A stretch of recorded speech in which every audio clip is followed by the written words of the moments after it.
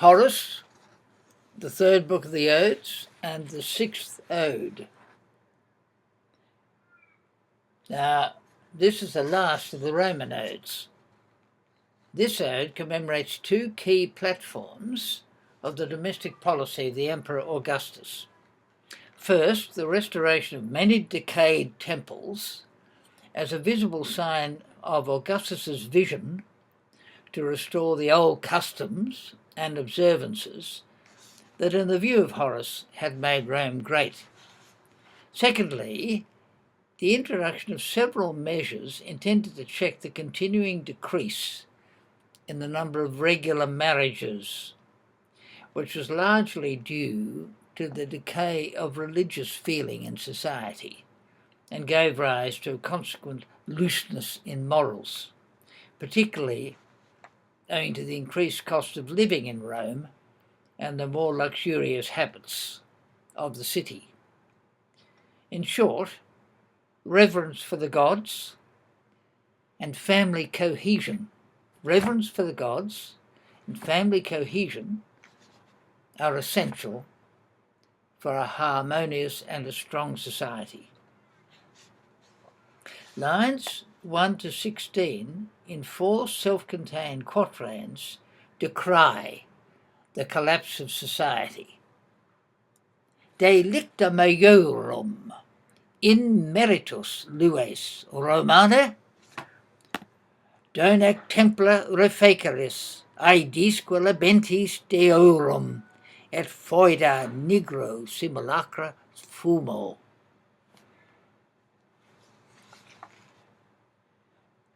Although you are guiltless, Roman, immeritus, undeserving, as we see from the rest of the ode, Horace does not believe the present generation to be wholly innocent either, but their punishment was not entirely for their own sins, but they would continue to pay for the sins of their forebears until they undid them by restoring reverence for the gods and remedying social ills. Although you are guiltless, Roman, to immeritus Romane, you will atone for, lues, you will expiate or pay for or atone for the sins of your forefathers, delicta maiorum. Now that's, of course, from maiores, which is simply a comparative adjective, as you know, the greater ones, referring to our ancestors, our forebears. Until you restore the temples, donec templa refaceris.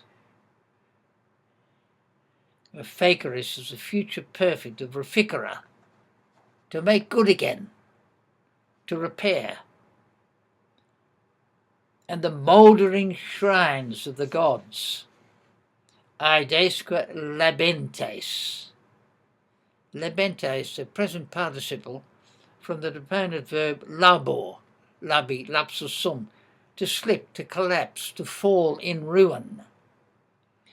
It expresses a sure but silent process of decay. Aedesque labentes deorum.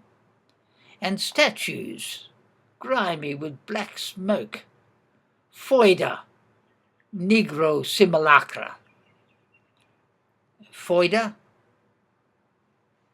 foul, filthy, grimy here probably, and simulacra, originally a likeness, hence an image, an effigy, a statue. And the fumo, the smoke, was because some of these temples were damaged by fire, others were sooty from candles and votive lamps. And now we come to lines 5 to 8. You command, Imperas, because you conduct yourself as a servant of the gods. that is less than the gods. Dis te minorem quod geris. Dis equaling deis, an ablative of comparison, less than the gods. You command because you conduct yourself as a servant of the gods. The cardinal rule for success in command, imperium, was, according to Horace, reverence for the gods. From this comes every beginning. To them ascribe, refer, the outcome. Notice a nice balance of hink followed by huk, and the imperative refer indicates perseverance, carry through to the outcome. Hinc omne principium, huc refer exitum. Now it was a commonplace that piety made the Roman state great.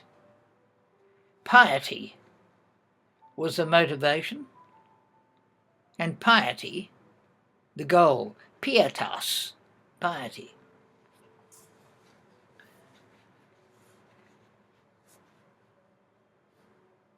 Die multa neglecti dederunt hesperiae mana luctuosae. The gods neglected, de neglecti, and compare that with the diespeter neglectus of Ode II. See how Horace repeats himself all the time. De neglecti, or dei neglecti, the gods neglected, visited upon sorrowing Italy, dederunt hesperiae luctuosae, many calamities, multa mala.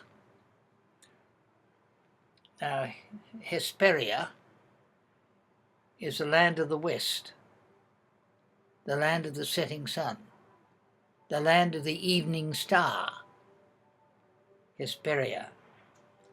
And that land to the east could be either Italy or Spain, of course.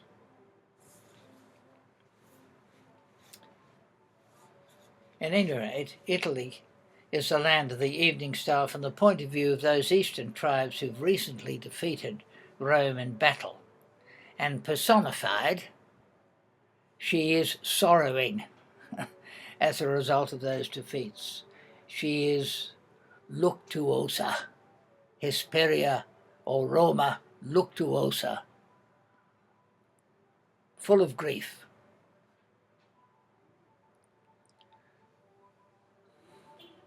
Nine to 16. Now we have, in the next 8 lines, the next 2 quatrains, we have a catalogue of all the lost battles of recent years. Rome had emerged bloodied, destroyed in spirit from decades of civil war, and thoroughly ashamed of its record. Of course, the irony is that the last battle for power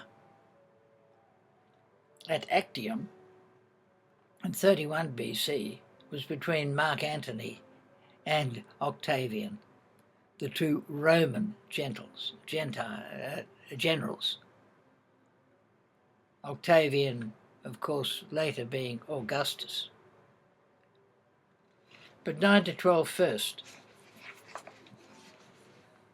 Iam bis monaises et pacere manus in auspicatos contudit impetus nostros et adjecisse praedam torquibus exiguis renidet. Already twice, iam bis monaises and the band of Pacorus, Manus Pacari,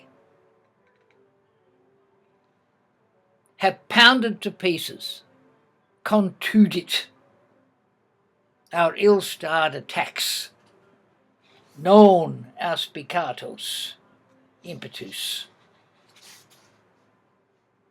nostros, and they grin with joy, renidet, to have added spoil from us, adjecisse pridam, to their paltry necklaces,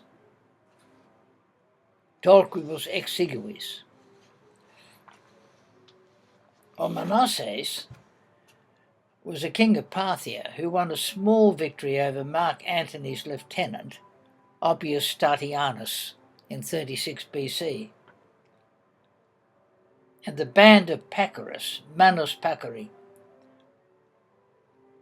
Manus, of course, means hand, so a handful, a band, a small fighting detachment, a band of fighting men. Manus Pacori. Pacorus I, this refers to, inflicted a terrible defeat on the Romans under the command of Crassus, the Roman general, at Carrhae in 53 BC.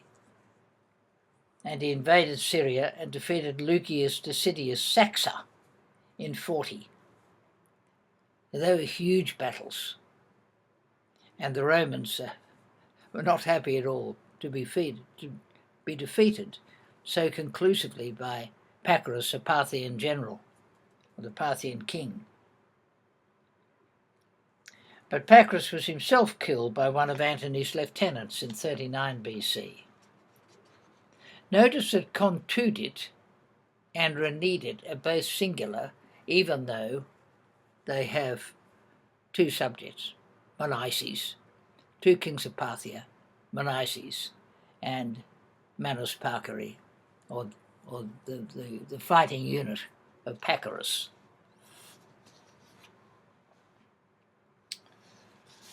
Non auspicatos, our ill-omened attacks, because the gods were angry.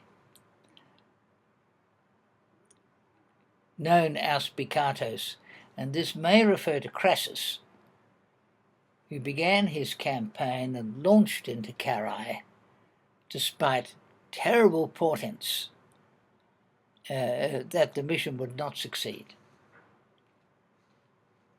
And renidet, literally they shine again, and their teeth are flashing white. Renidet, they grin with joy. The picture is of a victorious enemy gloating over his vanquished foe. Now, the torquibus exiguis, the torques, was an ornamental metal collar worn by some Indo-European tribes. It was regarded as typical of the paltry wealth of the barbarians.